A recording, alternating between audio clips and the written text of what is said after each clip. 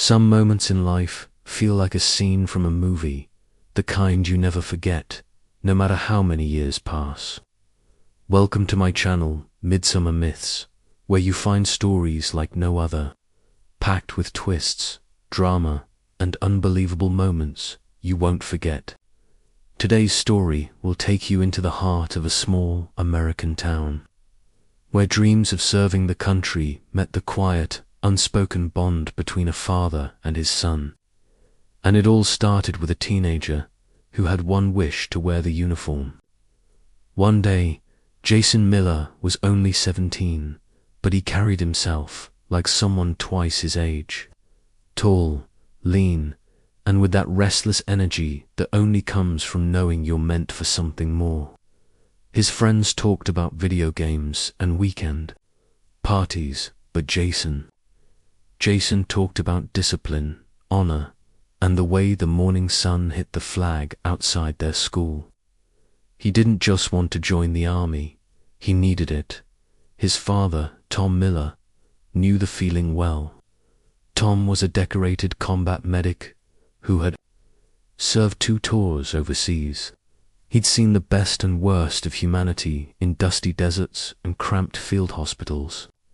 He'd been the steady hands stitching up wounded soldiers under enemy fire. And though he never pushed his son toward the military, he recognized that same quiet fire in Jason's eyes. But dreams don't happen overnight. Jason's enlistment was still months away, and in the meantime, he threw himself into everything that would make him ready: early morning runs, push-ups in the garage, practicing how to stand at attention. His room was covered in posters of soldiers in fatigues, the American flag folded neatly on his desk, like a promise he intended to keep. One Saturday afternoon, Jason was helping his uncle repair an old fence when an accident happened. The hammer slipped, a nail tore into the skin on his forearm, leaving a jagged cut that bled more than it should have. His uncle panicked, but Jason stayed calm, or at least tried to. "Let's get you inside," his uncle muttered, grabbing a rag. "You're gonna need stitches." When they stepped into the Miller home, Tom took one look at his son and immediately switched into medic mode. The years of experience clicked into place, his voice steady, his hands sure. He fetched the first aid kit, his old one from deployment, still smelling faintly of antiseptic and sand. Jason sat at the kitchen table, trying hard to mask the pain. But this was different. It wasn't just the sting of the wound. It was knowing his father was patching him up with the same care he'd given to soldiers in life or death situations. "You're holding back, aren't you?" Tom asked quietly as he cleaned the cut. Jason's jaw tightened. "Just trying to be tough." Tom's eyes softened. "Being tough doesn't mean pretending it doesn't hurt. It means you push through anyway." The house was silent except for the clink of metal tools and the slow, deliberate sound of gauze being wrapped. Jason watched his father work, the same hands that had saved lives in the field now steady over his arm. And in that moment, something shifted. This wasn't just first aid. This was a passing of the torch, an unspoken acknowledgement that the path Jason wanted to walk was real, and it would demand everything of him. By the time the bandage was tied off, Jason could feel the lump in his throat. His father gave a small nod, not of pity, not even sympathy, but respect. "Looks like you'll live, soldier," Tom said with a faint smile. Jason didn't say anything back. He just met his father's eyes, and that was enough. Some lessons hit harder when they come from someone who's lived through them, especially when they're your father. The following week, Jason's bandaged arm became a quiet badge of honor. He wore short sleeves on purpose, not to show off the injury, but to remind himself of that moment at the kitchen table. It wasn't just about the cut, it was about being seen as someone capable, someone who could handle pain without falling apart. Tom noticed the shift in his son's demeanor. Jason wasn't just training his body anymore. He was sharpening his mind. Early mornings became even earlier. He ran in the dark before the sun touched the horizon, pushing himself up hills until his lungs burned. After school, he hit the pull-up bar until his arms trembled. Tom didn't stop him. He just watched, silently measuring the grit in his boy. One evening, Tom decided to take Jason to the local VFW hall. It wasn't something he'd done before. Inside, the air was thick with the smell of coffee, old wood, and the faintest hint of cigar smoke. Men and women sat at tables swapping stories that didn't always end with smiles. Jason listened, wide-eyed, to tales of deserts and jungles, helicopters and sandstorms, nights when the stars were the only witnesses. An older Marine named Harris leaned across the table toward Jason. "Your dad ever tell you about the night he pulled 3 of us out of a burning Humvee?" Jason looked at Tom, stunned. No, he didn't. Tom shot Harris a look that said, "Leave it be," but Harris grinned. "Kid, your old man's the reason I'm here, drinking this bad coffee instead of being a name on a wall. You've got a lot to live up to." Jason didn't sleep much that night. Lying in bed, he thought about what Harris had said. His dad never talked about his service in that way. To Jason, he was just Dad, the guy who fixed the lawnmower, grilled burgers on Sundays, and knew how to patch a cut. But now he saw the man in a different light. The next morning, during their usual workout, Jason finally asked, "Why didn't you ever tell me about that night?" Tom kept his eyes forward as he ran alongside his son. "Because hero stories sound nice, but in the moment, it's not about glory. It's about doing your job and keeping your brothers alive. You don't need to hear about war to understand that." Jason slowed his pace. "But I want to. I want to know what it's really like." Tom glanced at him. "You'll find out soon enough if you still want this. Just remember, wearing the uniform isn't about you. It's about the guy next to you. If you can't be there for them, the rest doesn't matter." Jason nodded, the words sinking deep. That Saturday, father and son decided to hike the Old Ridge Trail, a test of endurance that Tom used to run in his training days. Halfway up, Jason's arm began to throb from the injury. The old bandage rubbed against his skin, and every step jarred it a little more. "You good?" Tom asked, slowing his pace. Jason gritted his teeth. "Yeah, I'm fine." But Tom could see the pain. "Remember what I told you. Pushing through isn't about pretending. It's about knowing your limits and still moving forward." Jason swallowed hard and kept climbing. By the time they reached the top, his shirt was soaked in sweat, and his arm burned like fire. But when he looked out over the valley, wind cutting across the ridge, he felt something shift again. This wasn't just physical training. It was mental. Tom put a hand on his shoulder. "This is what it's like out there. You'll be tired, sore, maybe scared, but you keep going because someone is counting on you. One day, it might be your turn to patch someone up." Jason nodded, his eyes locked on the horizon. That view wasn't just a landscape anymore. It was a challenge.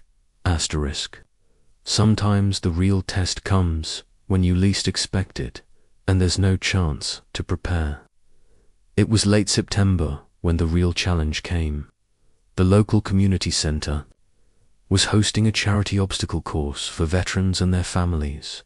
Rope climbs, mud pits, heavy carries. Jason had signed up without hesitation. Tom didn't say anything at first, but he showed up on race day in his old combat boots, quietly stepping up to the starting line next to his son. "You sure you want to do this with me?" Jason asked. Tom smirked. Thought I'd see if you can. Keep up. The whistle blew, and they took off. The first few obstacles were easy enough, crawling under netting, leaping over barriers. But when they hit the weighted carry, Jason's arms screamed in protest. He grabbed the sandbag anyway, muscles straining as he hauled it up. Halfway through, his grip faltered, and the bag slipped. Tom was right there, scooping it up and tossing it over his own shoulder. Keep moving, he barked, the same tone he'd used in the field.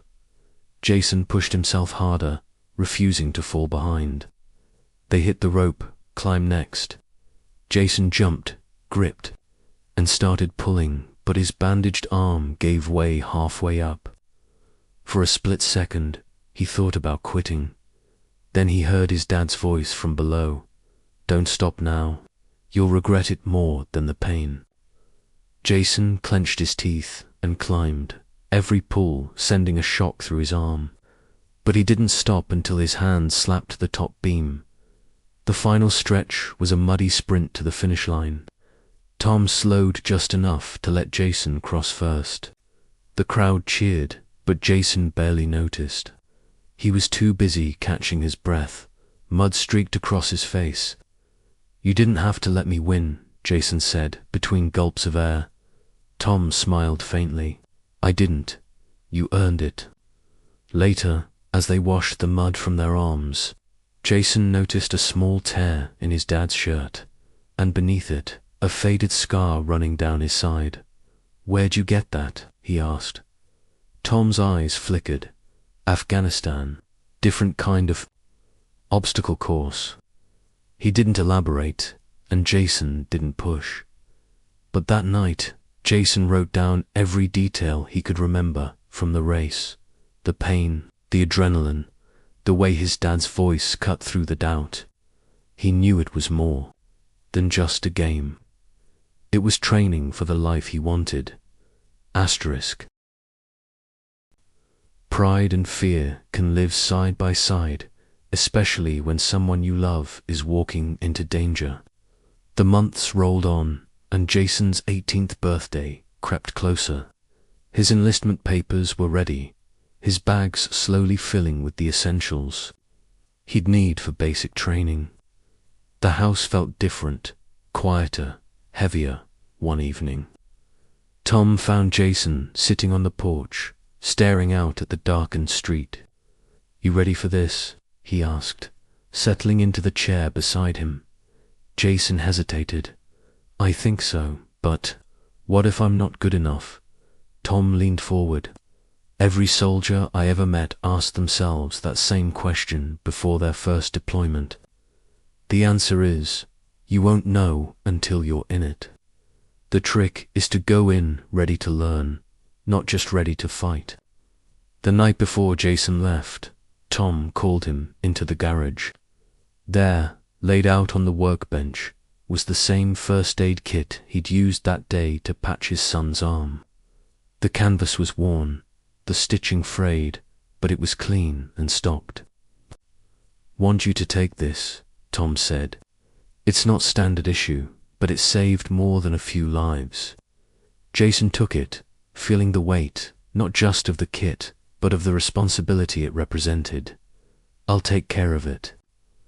The next morning, at the bus station, Tom stood with his hands in his pockets, watching his son board. Jason glanced back once, their eyes meeting for a long moment before he stepped inside. Weeks later, a letter arrived. Jason wrote about the grueling drills, the endless marching, the constant push to break him down and build him back up. But between the lines, Tom could see the change. The boy who had once trained in their backyard was now becoming a soldier. Asterisk sometimes. The proudest moments aren't shouted from rooftops. They're felt in the quiet, unspoken ways. Months after Jason shipped out, Tom received a call. Jason had been injured during a training exercise. Nothing life-threatening, but enough to require medical attention. Tom's heart pounded as he drove to the base hospital. When he walked in, he found Jason sitting on a cot, arm bandaged almost exactly like that day in their kitchen. Jason grinned when he saw his dad, Déjà Vu. Tom asked, raising an eyebrow. Jason chuckled. Guess I'm keeping you in practice. Tom checked the bandage, his hands steady, his movements precise. And in that moment, they both knew the circle had closed.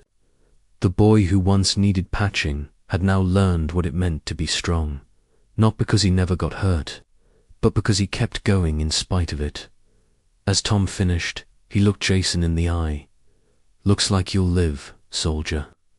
Jason smiled. Guess I learned from the best.